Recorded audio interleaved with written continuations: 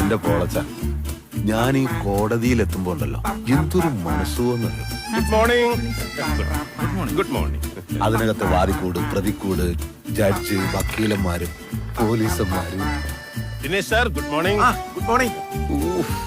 അത് പ്രത്യേക ഒരു തരം ലഹരിയാണ്. കേസിന്റെ വിധി ഇന്ന് വരെയല്ലേ, ജയിച്ചിട്ട് എന്താ പരിപാടി? സഖാവ് മാധവനും സഖാവ് ശങ്കുണ്ണി കടുപ്പമായിരുന്നേ. ശരിക്കും ഇവര് തമ്മിൽ എന്തായിരുന്നു പ്രശ്നം? ശരിക്കും അവര് തന്നെയായിരുന്നു പ്രശ്നം. വൈരാഗ്യ സാറേ, അത് ഇപ്പൊ തുടങ്ങിയതല്ല, പണ്ടേക്ക് കൊണ്ടേ തുടങ്ങിയതാ.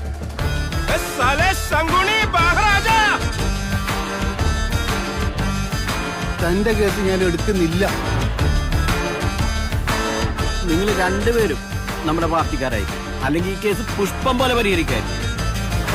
നിന്റെ അപ്പനെ ഞാൻ പുതപ്പിക്കൂടാ. എടി പോത്തെ, വെറുതെ അല്ല അവന്റെ ഭാര്യ ഇട്ടിട്ട് പോയത്.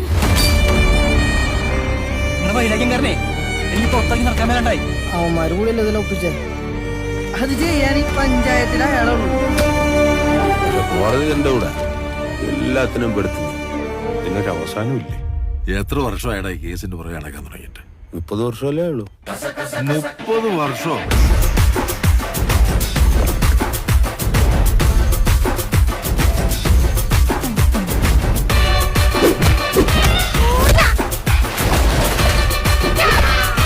അതാണ് ന്യൂജൻ.